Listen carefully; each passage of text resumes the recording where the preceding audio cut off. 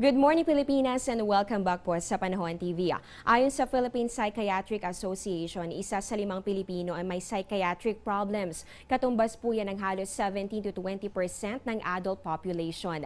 Sa bisa ng Proclamation number 452, idineklara po ang second week of October kada taon bilang National Mental Health Week, kung saan binibigyan ng pansin ang kahalagahan ng mental health at ganun din ng well-being ng isang komunidad. At sa puntong ito, balikan lamang po natin itong nilalaman ng weather bulletin na inilabas ng Pag-asa. Ayon po dito, patuloy po nating binabantayan itong bagyong Karen na patuloy po ang banta dito po yan sa probinsya ng Catanduanes habang ito po ay papalapit sa nasabing lugar. Alas 4 ng umaga, huli po yang namataan sa layong 125 kilometers northeast ng Virac, Catanduanes. Taglay po nito ang lakas ng hangin nga abot ng 130 kilometers per hour at pabugso nga abot naman ng 180 kilometers per hour. Inaasahan po natin ang pagkilos po nito ay pa-west-northwest sa bilis na 13 kilometers per hour. At kung pag-uusapan naman po natin yung dami ng mga pag-ulan na dadalhin po nito, inaasahan po natin magdadala po yan ng katamtaman hanggang sa malalakas na pag-ulan, lalong-lalo na sa masasakupan ng 500 kilometers diameter ng bagyo. Inaasahan naman po natin ito po nga nasabing bagyo na posible po yung maglandfall dito po yan sa bahagi po ng Aurora, Quezon area. Kaya patuloy po kayong tumutok dito lamang sa Panahon TV.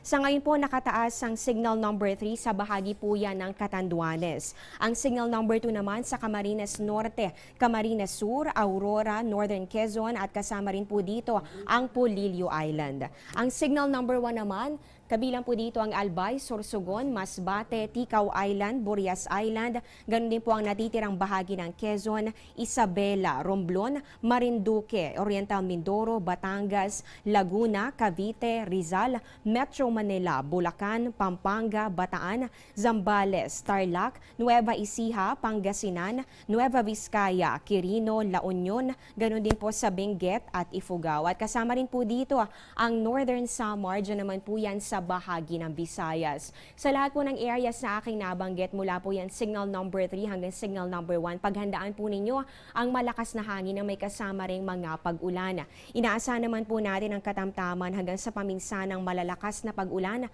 at pagkidlat pagkulog dito po yan sa natitirang bahagi pa ng Visayas. Makakaranas naman ng mahina hanggang sa katamtamang pag-ulan at mga pagkidlat pagkulog ang natitirang bahagi pa ng Luzon, ganun din ang Zamboanga Peninsula, Northern Mindanao at ganun din ang region of Caraga. At para naman sa natitirang bahagi pa ng ating bansa, makakaranas ng bahagya hanggang sa maulap na kalangitan na meron pa rin chances nitong mga pulupulong pag-ulan o pagkidlat pagkulog. At ito panghuli na lamang po para sa lagi naman ng ating mga karagatan, inaasahan po natin ang maalon hanggang sa napakaalong kondisyon ng karagatan, lalong-lalo na po dito sa ilang bahagi ng Northern Luzon at pati na rin po dito sa bahagi rin po ng Visayas, partikular na sa eastern seaboard po nito dahil po yan sa epekto ng bagyong Karen. Samantala, para naman sa mga bata, panahon na para hanapin sina Ninong at Ninang dahil 71 days na lang, Pasko na. Sabay-sabay natin yung sasalubungin dito lamang sa Panahon TV. Dito na po nagtatapos ang aming programa. Maraming salamat sa pagtutok. Live mula sa Pag-asa Weather and Flood Forecasting Center, ito ang Panahon TV kung saan walang pinipiling panahon ang pagbibigay impormasyon. Ako po ang inyong weather lover, Amor La Rosa, na nagsasabing ang taong handa at may nahon kayang lagpasan ang hamon ng panahon. Magandang umaga po sa inyong lahat at mag-ingat po kayo.